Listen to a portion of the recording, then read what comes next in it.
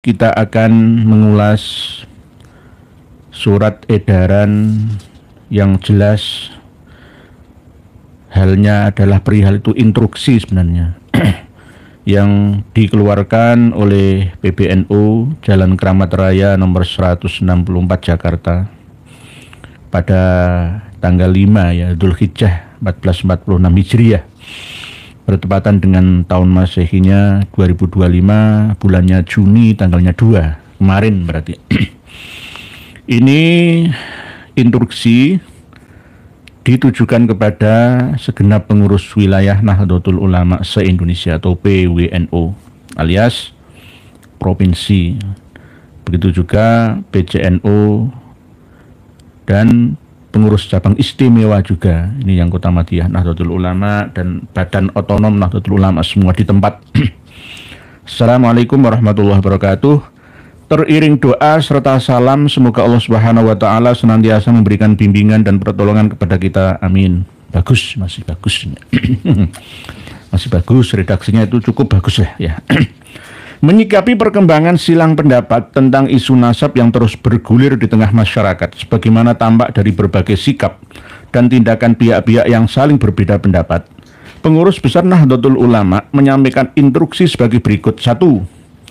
Hendaknya seluruh fungsionaris, pengurus dan kader Nahdlatul Ulama senantiasa berpegang teguh pada khitoh Nahdlatul Ulama sebagai landasan berpikir, bersikap dan bertindak warga Nahdlatul Ulama yang harus dicerminkan dalam tingkah laku, perseorangan maupun organisasi serta dalam setiap proses pengambilan keputusan. Sudah benar, sudah cukup bagus. Himbauan instruksinya cukup lumayan bagus. Normal ya. 2. Hendaknya perbedaan pendapat yang terjadi dapat disikapi dengan bijaksana. Tapi ya memang begitu. Berbeda itu sebuah keniscayaan. Senantiasa berpegang teguh pada gimana?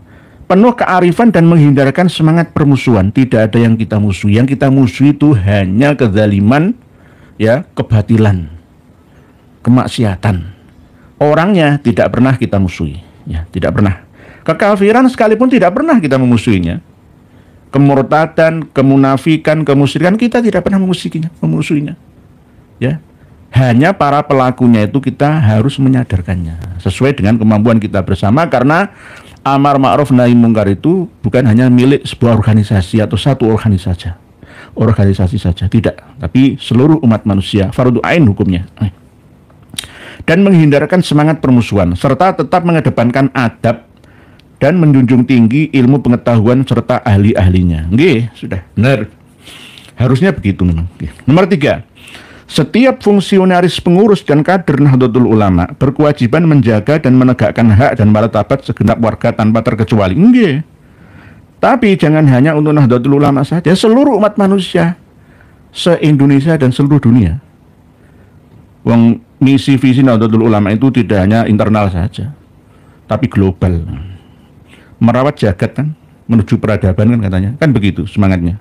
Nahdlatul Ulama tidak dapat mentolerir sikap, perilaku dan ucapan siapapun dan dari pihak manapun yang menyimpang dari nilai-nilai syariat, adab serta persatuan dan kesatuan bangsa. Lebih-lebih dengan menyalahgunakan kemuliaan Rasulullah SAW. Imbauan instruksi ini harusnya diaplikasikan, diterapkan, dipraktekkan. Nanti kiai-kiai yang sudah mempraktekkan malah disalahkan. Perlu diingat bersama bahwa yang duduk di struktural itu hanya berapa orangnya, yang banyak itu di kulturalnya.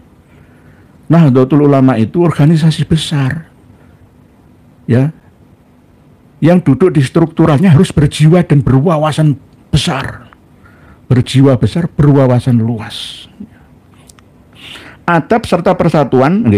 Jadi yang menyalahgunakan kemuliaan Rasulullah SAW harus diingatkan, mengatasnamakan cucu Rasulullah tapi merusak ajaran Rasulullah, itu harus diingatkan, diluruskan gitu loh. Ini fungsi dari pengurus dan kader ulama semua tanpa terkecuali. Tapi justru yang mengamalkan ini malah disalahkan. Nah ini bagaimana? Namun demikian kesalahan dan penyimpangan yang dilakukan oleh orang per orang lagi mesti dibelani. Orang per orang, oknum individual katanya, nggih. tidak boleh dijadikan dasar untuk mengobarkan pertentangan dan permusuhan antar kelompok.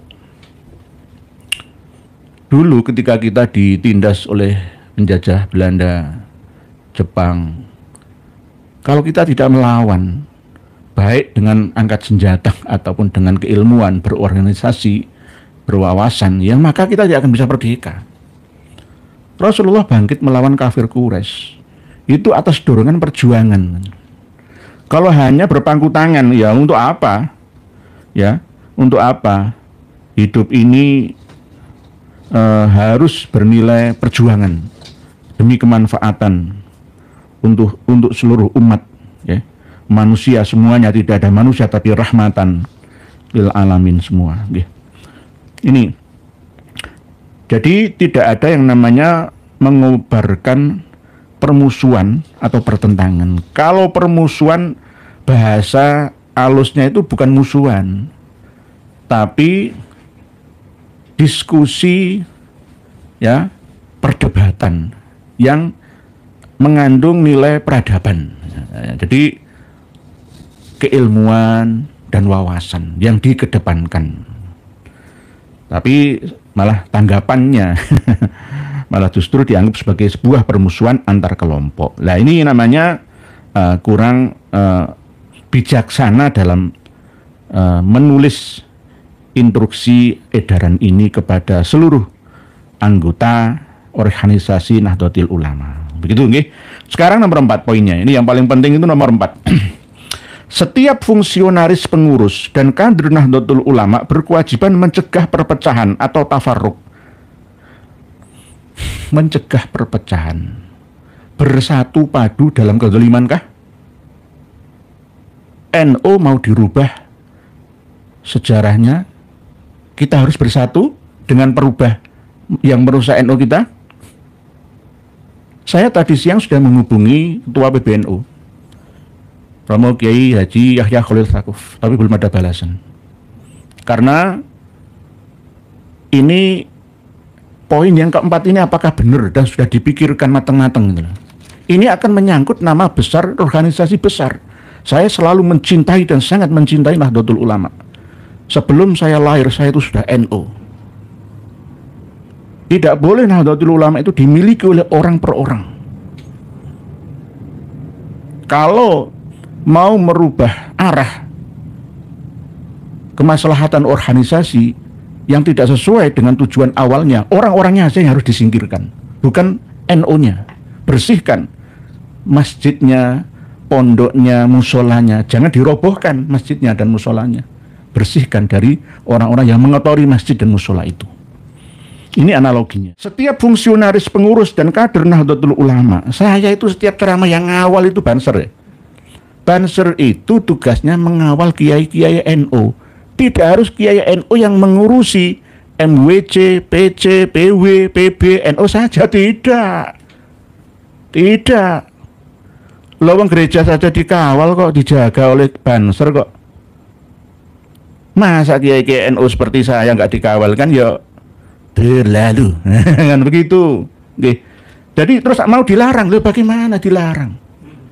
PWILS itu anak kandungnya NU walaupun tidak diakui secara resmi menjadi banomnya. Kulturnya itu kultur NU. Bahkan sanggup bekerja sama dengan NU, bekerja sama dengan pemerintah, karena misi-misi visinya sama. Tidak ada bedanya. Bedanya ada apa? PWLS melarat. Itu aja. PWLS itu organisasi yang baru berdiri ya 2023. Sebenarnya mau saya sertakan di link bawah video kita AD-ART-nya PWILS, tapi saya pertimbangkan kok kurang afdol ya, nanti saja. Supaya untuk bahan pertimbangan, banyak kiai-kiai dari Jepara, dari mana-mana minta saya kasih untuk menunjukkan bahwa PWILS itu bukan organisasi radikal, bukan organisasi yang mengajak permusuhan dan pertentangan. Itu cara memahaminya. Ini untuk menyadarkan oknum loh ya. Saya ini mengatakan oknum, tidak seluruh pengurus Nahdlatul Ulama mulai dari pusat sampai daerah itu seperti ini menyetujui semua tidak. 99% sesepuh NU itu mendukung kita. Walaupun saya tidak duduk secara struktural PWILS yang penting ya di dalam gerakan organisasi, tetapi saya mengamini ya misi dan visi PWILS walaupun saya tidak sebagai pengurus utama gitu. Karena apa? Saya ini berada di mana-mana saja. Mencegah perpecahan atau tafaruk dan mendamaikan pertentangan. Ya, ini yang kita tunggu. Kalau ingin damai, ayo panggil PWILS siapa tokoh yang diajukan untuk melakukan diskusi terbuka tentang nasab, keabsahan nasab yang nyambung sampai Nabi kita Shallallahu Alaihi Wasallam. Ya, tidak usah debat di kantor RA. Buat apa? Gak ada gunanya. Undang ke kantor pusat PBNU sana. Fasilitasi semua, bahsul masailkan, terbuka ya, di live streaming oleh semua channel bahkan media yang ada di seluruh dunia. Dunia akan melihat kita bagaimana dan seperti apa kualitas pemahaman ulama-ulama Indonesia tentang nasab dzurriyyah itrah Nabi kita. Ahlul Bait itu apa, dzurriyyah itu siapa, asyirah itu seperti apa, ya, itrah itu apa, diterangkan semua nanti biar untuk mencerdaskan semua. Jadi kita ini harus didamaikan supaya tidak ada pertentangan atau islah dzatil bain, serta melepaskan diri dari keterlibatan dalam pertentangan mengenai nasab. Maksudnya itu bagus supaya kawan-kawan yang duduk di Suriah atau pengurus harian PC, PW, MWC itu tidak terlalu masuk dalam kancah perdebatan ini karena nggak punya kitabnya. Mau masuk bagaimana lo nggak punya kitabnya? Ya mohon maaf. Kecuali yang mau dan minta ke kita kasih semuanya. Banyak yang sudah paham, tapi mau berkata apa itu agak ketakutan karena khawatir melanggar ADART atasan. Gitu, okay. Mengenai nasab, baik dari keikutsertaan dalam silang pendapat, sebenarnya itu tidak ada. Silang pendapat pro kontra itu tidak ada sebenarnya. Kalau mau menyadari kebenaran itu yang mana, kan gitu. Kalau memang mau diuji, kebenaran memang harus diuji. Temukan antar kedua belah pihak yang berbeda pendapat ini. Gitu. Ya, terus silang pendapat yang meninggalkan adab itu misuh. Pernahkah dari kalangan PWILS ulamanya, ustadznya, pengurusnya yang misuh-misuh? Gak ada ya. Justru yang kontra dengan PWILS itu malah yang sumpah serapah, mubahalah. Semua hewan itu keluar namanya. Babi, celeng, sapi, monyet, kera, dan lain sebagainya keluar semua. Nah ini harusnya PBN itu mengeluarkan instruksi edaran yang mengarah ke justru yang membuat permusuhan dengan kata-kata yang tidak beradab seperti ini. Jadi ingatlah bahwa pemimpin sebuah bangsa, negara, dan bahkan organisasi dalam agama itu adalah amanah, titipan, jangan khianah. Khianah itu bagian daripada alamatul munafik itu. Alamatul munafik salasah itu. Jadi bahaya. Lebih baik jadi tukang angon kambing domba saja. Nggak usah mengangon ya umat yang ada. Jadi orang yang biasa-biasa saja lah.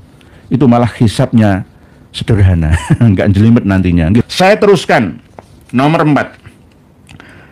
Baik dari keikutsertaan dalam silang pendapat yang meninggalkan adab maupun dari keikutsertaan dalam perkumpulan dan atau organisasi yang sengaja dibentuk untuk menjalankan permusuhan terkait masalah nasab. Lah ini loh. Terus di sini itu menyebutkan merek langsung seperti Perjuangan Wali Songo Indonesia, Laskar Sabilillah atau PWILS. Ini loh. Ini namanya tidak beradab namanya. Tadi di nomor 2 ini kan serta tetap mengedepankan adab loh. Dan menjunjung tinggi ilmu pengetahuan serta ahli-ahlinya. Bagus. Dan nomor 4 ini langsung seperti Perjuangan Wali Songo Laskar Sabilillah maupun organisasi yang berseberangan dengan PWILS. Ini menurut etika ya, dalam berorganisasi besar itu ya, tidak boleh. Tidak boleh. Tabayun dulu, panggil ketua PWILS siapa. Saya nggak usah, saya bukan bagian dari struktur PWILS. Saya itu hanya bagian kesejarahan di pusat, di wilayah kesepuan, di daerah juga kesepuan. Itu saya. Jadi seandainya ini saya mengangkat ini, sedikit mengatasnamakan PWILS itu tidak mengapa. Karena memang PWILS itu tujuannya mulia.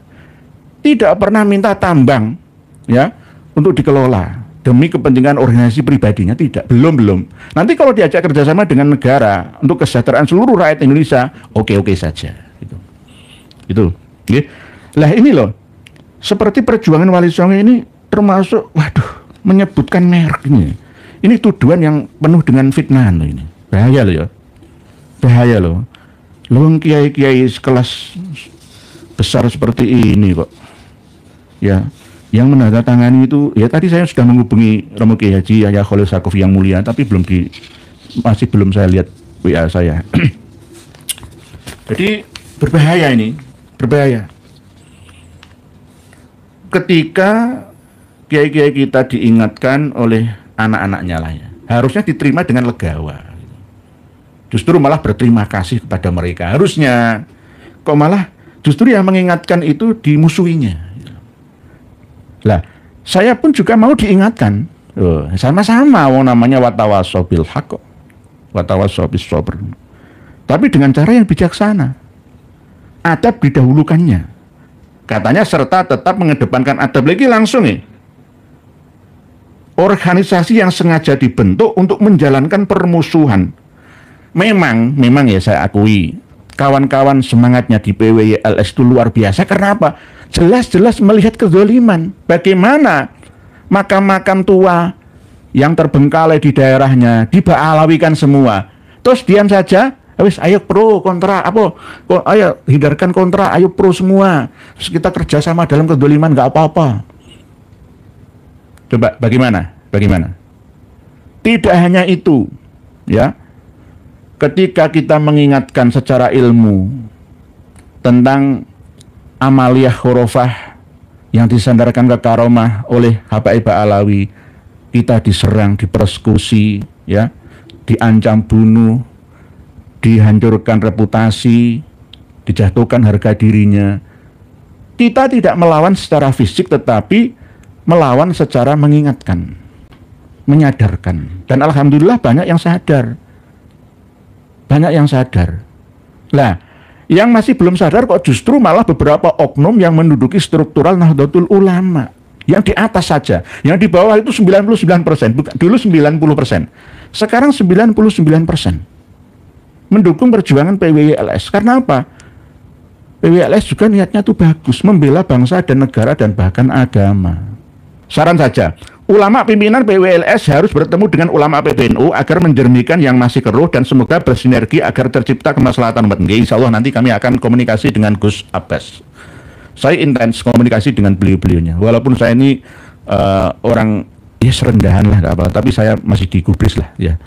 Gus Abbas juga sering minta kitab ke saya dan bareng-bareng ngaji bersama. Nggak ada yang lebih unggul sama-sama. Jadi nanti akan kami komunikasikan juga. Nanti akan ada tindakan apa? Tidak akan memproses ke jalur hukum, enggak. Lu Bapak Edi kok dilawan, itu bagaimana? Enggak. Hanya menyadarkan. Nanti kalau dibiarkan terus, ya dianggap benar temenan Bapak PWILS itu mengangkat tema permusuhan, ya, mengadu domba, pemecah belahan, gitu. Nggih. Jadi yang tanda tangan di sini itu semua kiai-kiai saya. Romo Kiai Haji Miftahul Akhyar ya kiai saya, Kiai Haji Ahmad Said Tasrori itu ya kiai saya, Kiai Haji Yahya Khalil Stakuf ya saya, orang NU kok. Dr. Andus Haji Saiful Yusuf Sekretaris Jenderal itu ya kiai saya. Saya menghormati beliau-beliaunya, nggak mau saya menjatuhkan nama-namanya ini. Padahal saya punya kuncinya, ini bermasalah semua, itu saya tahu. Mau bongkar? Nah, nanti ini namanya fitnah. Saya nggak mau menyebutkan merek lalu menjatuhkan, itu nggak mau. Urusannya beda, organisasi pribadi, urusan pribadi. Saya sering begitu. Kuncinya untuk menjatuhkan Habaib Alawi, tokoh-tokoh besar itu saya punya. Bukan mas saya nggak sombong, saya punya. Tapi saya menutupinya. Karena apa? Allah akan menutupi aibmu jika kamu juga menutup aib saudaramu. Karena tidak semua umat manusia itu sempurna. Pasti ada kekurangannya. Pasti ada. Tidak ada yang sempurna, 100% itu nggak ada. Pasti ada kekurangannya, kesalahannya. Al-insan mahalul khoto' wa nisyan. Jadi ini yang kami pegang selama ini. Seandainya kami nggak memegang ini, jatuh semua. Gampang saya menjatuhkan itu gampang. Karena apa? Aib-aibnya saya punya semua. Termasuk 4 orang ini saya punya semua. 4 tokoh besar yai yang saya hormati ini saya punya semua. Oke. Tapi saya tidak mau mengait-ngaitkan keluarganya, adiknya, apa korup. Enggak, saya enggak mau. Mohon maaf, itu bukan karakteristik saya. Enggak profesional nanti namanya. Oke. Saya katakan masjid itu kalau kotor jangan dirobohkan, ya dibersihkan, kan begitu. Oke. Walau begitu dibakar itu biar jangan. Indonesia ini juga begitu. Kita ini sama-sama warga negara, warga bangsa. Ayo bareng-bareng menata rumah kita bersama. Ibarat kita itu menaiki safinah atau perahu atau kapal, ya. Ada di antara penumpang kapal saudara kita itu yang melubangi kapal kita yang tumpangi bersama. Ya nanti kita akan turut tenggelam, ya. Kita nasihati jangan begitu. Kamu itu salah, gitu loh. Kamu salah. Salahnya apa? Lah kamu kalau melubangi kapal ini akan kemasukan air lalu menenggelamkan kita bersama. Begitu juga Nahdlatul Ulama. Organisasi besar yang didirikan oleh muassisnya dulu itu bertujuan untuk benar-benar mencerdaskan ya umat, ya, bahkan bangsa dan negara secara keseluruhan. Dan kalau keduniawian itu nomor berapanya saja. Ya, yang penting itu keumatan, bukan untuk memperkaya diri sendiri itu enggak. Ya. Jadi tolong ini diperhatikan yang poin atau nomor 4 ini tadi, ini berbahaya ini. Ini memecah belah umat namanya. Memecah belah umat, mengadu domba ini namanya. Sesama warga Nahdlatul Ulama.